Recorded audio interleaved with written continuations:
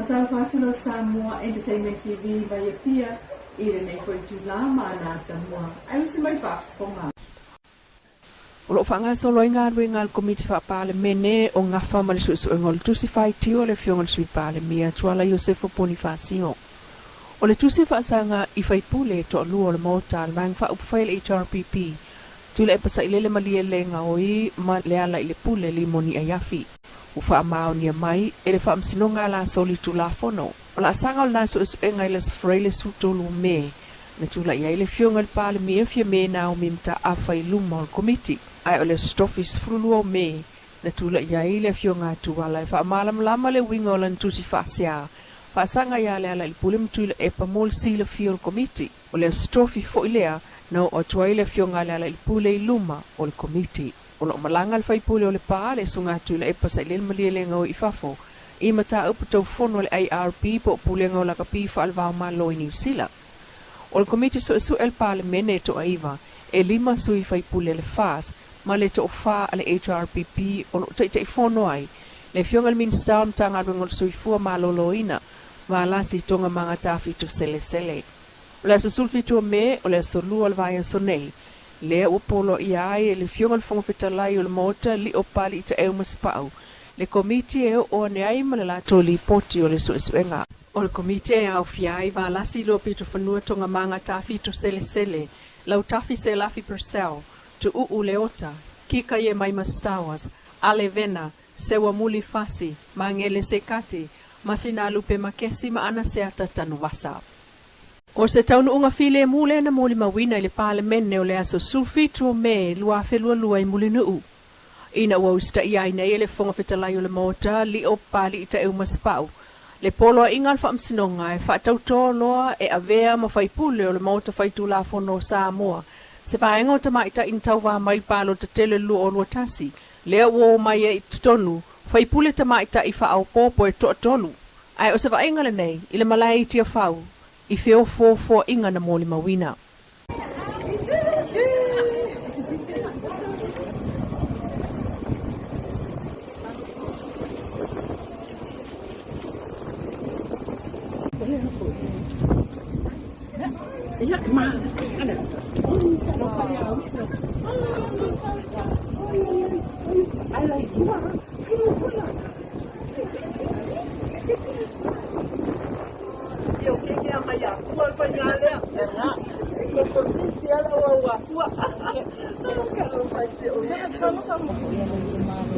Ya le tau no man manuel fa moi no tio.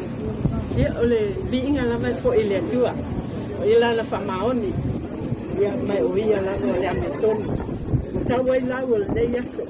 Ilo na ro fa malanga la le. Ya fa tai fo i pa anga. O ma au me mamai. Ya fa te fo ile pa ia. Mamando le nektaya. Ya le ma fa ya upo na fa matala. Ono e se si lao. Ia on tatu to whelua ia lea male toi tupa ole ako ia upu matala ole tatu tunu. E whasa launga ia a whakteitele mo le amanoa. E whastai poi manu tatu wa tunu ai mai tatu wa fionga. Ia ma whaala wiloa i on ne. Moe whastai. Ua whaasolo lava ina toi fo i Samoa il soi fuanga masani ai pe un sa sawai.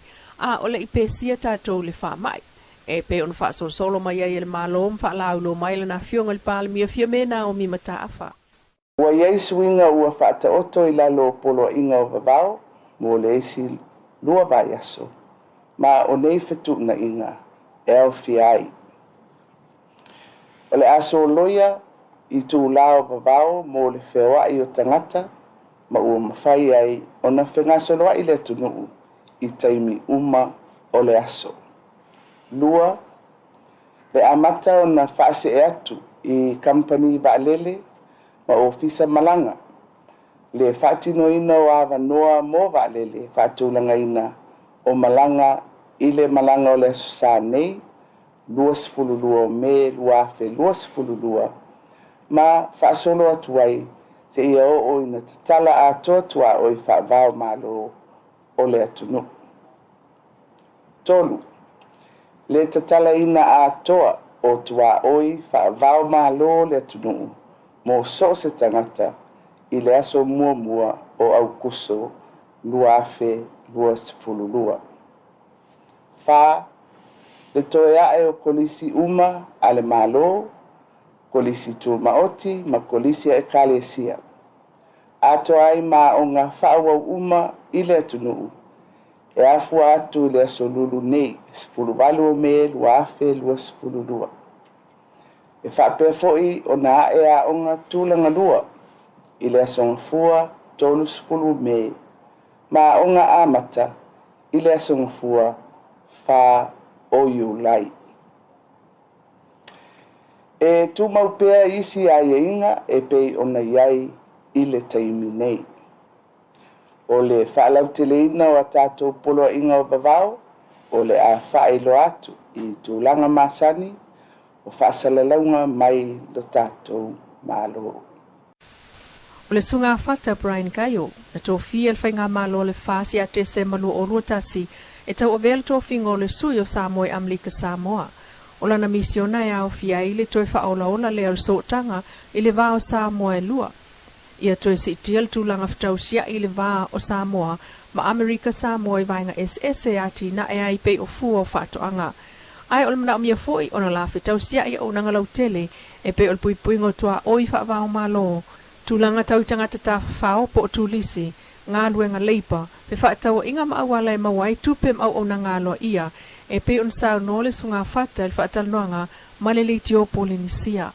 O le vaiso nei le mawai se feilo inga, ma le kovano le territory le manu peleti maunga, e whaatala noa ai le telo mta upo e aunga lava i le whaalelei o le vao Samoa e lua, o le au atu lava i sui o le fono, mō mata upo tawati na e. Ua savali le lua vai aso talo na taunu, le fio ngā whata i Amlik Samoa sui a manongi a manu fonti e tuale, ua umaro na ia fo i taimi na ngalue a ile a manoa. O whata sa ngalue a ile official hai komisio Samoa i Canberra, Australia, lo o stolu, i le lua o sulfitu, na ngalue fo il suil office silim ta ngalue ngole vai whafom whata wa inga.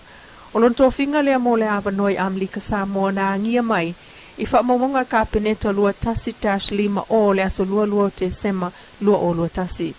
O se tamali i walau tele fo ilon sil fia whakaitai si nia i mea tau pulenga i tausanga i tele o ngalua i le malo Samoa. Mai na ia mau fo Skolsipili University o le Oxford i Peratania ma toeta liu mai ai. O se tamta ala ka pisa ia Malise St. Joseph sa whaatonu le vai lima Malise International Sevens lua afesul walu lua o. Ai ua ngalua i nei tutuila o se sui o Samoa mo ngā ruenga tau so o tanga whaalewao malo mal territory o Amerika Samoa. Lau Samoa Entertainment TV mas whaopopo ngā tai au le aloko le atua, pasoi kuaya.